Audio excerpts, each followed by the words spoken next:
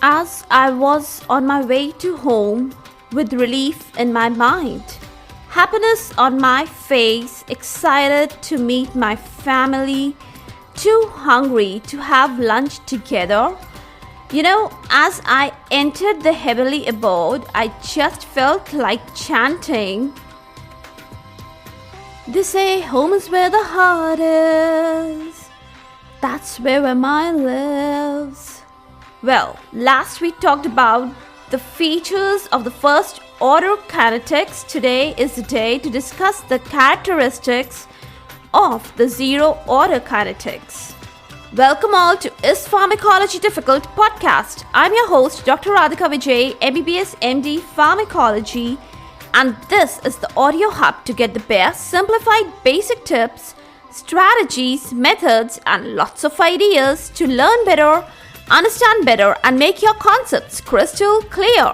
If you really find and if there's a question hovering in your minds, is pharmacology difficult? Lend me your ears for a while and let in the magic of knowledge. You can actually count a few drugs on your fingertips which obey the zero order kinetics decently. The best and the classical example is of ethyl alcohol, which actually truly obeys the zero order kinetics at all the plasma concentrations. And here is the time to know the characteristics of the zero order kinetics in the bullet points form. First, a constant drug quantity is eliminated or absorbed in unit time. Let's understand this with the help of a nice example. Say 50 microgram per hour of the drug concentration declines.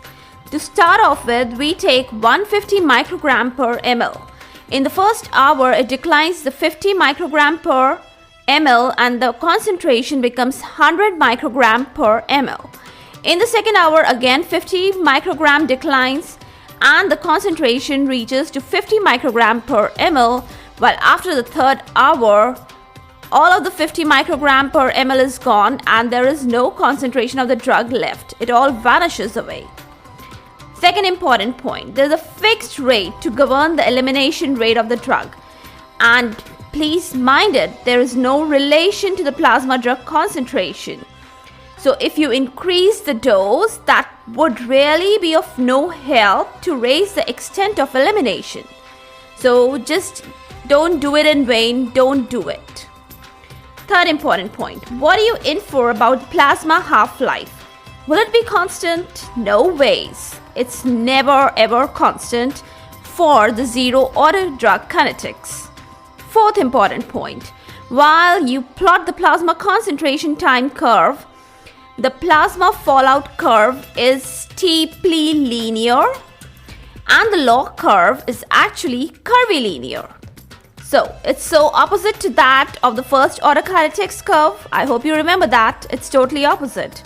And the reasons to state behind this is the graphical change is due to the plasma drug concentration is actually falling at a constant rate. Got it? Fifth important point. The rate of elimination is constant, so the clearance decreases with the increase in concentration. So what do you mean? That means the clearance is inversely proportional to the drug concentration. Now you have one more term coming up to add up in your pharmacokinetics dictionary. It is the mixed order drug kinetics, or to be very specific, it is the Michaelis-Menten kinetics. Let's talk about it. The first important point is, it is followed by a group of specific drugs like phenytoin, digoxin, warfarin, decamerol, and high-dose aspirin, and many more, but these are the main ones. Second important point, at small dose, the drug initially obeys the first order kinetics, but as we increase the dose, the plasma drug concentration rises and the elimination approaches the saturation. The plasma concentration disproportionately increases with the dose. The rate of the drug elimination actually changes from first order to the zero order. Now I'm gonna justify the names of this particular drug kinetics one by one. So pay attention. The first name given to this type of drug kinetics is the mixed order kinetics. Why mixed order? Since both the kinetics, they are obeyed. Initially, the first order kinetics is obeyed, and later on, the drug obeys the zero order kinetics. So it becomes a mixed order kinetics, right? Very well said.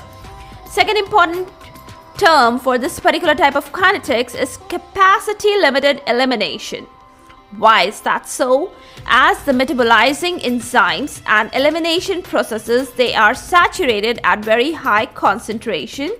So it's very well and aptly called the capacity limited elimination. Now, third important term you can have for this type of drug elimination kinetics is the non-linear elimination. Why do we call it like that? Because the dose rate plasma concentration plot is not linear. It is curvilinear. It's actually curved.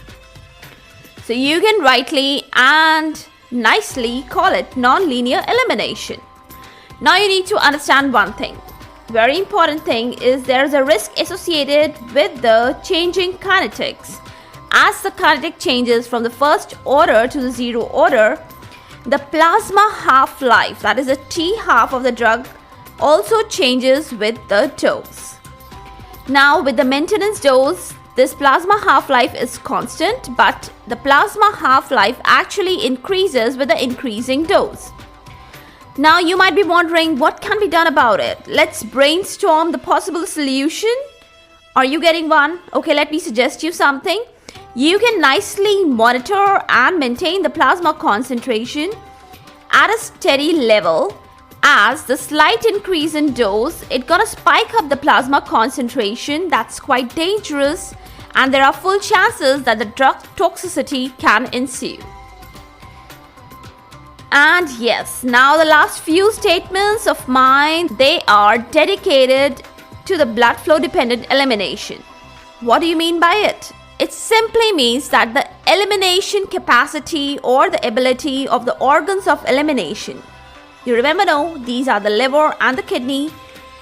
It actually sometimes exceeds much beyond the drug amount which is served to it via the blood flow or the circulation. I'm sure you're getting the point. That means elimination in such a case is dependent upon the blood flow or the blood circulation. And these special drugs, they are highly extracted ones. You know what happens?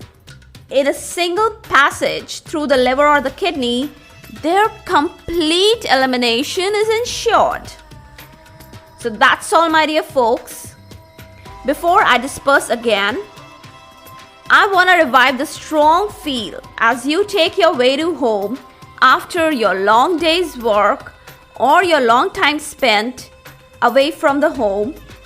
You can revive this feeling via the verses from the Boy's Own melody.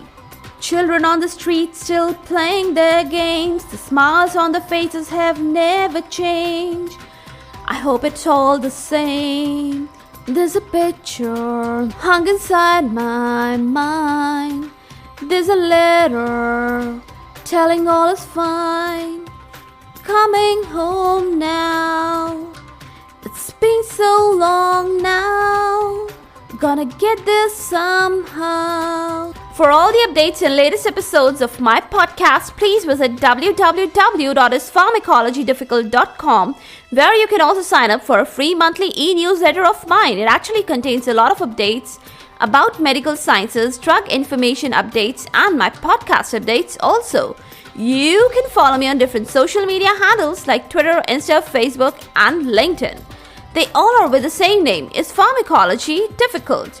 If you are listening for the first time, do subscribe and follow whatever platform you are consuming this episode. Stay tuned. Do rate and review on iTunes, Apple Podcasts. Stay safe, stay happy, stay enlightened. Thank you.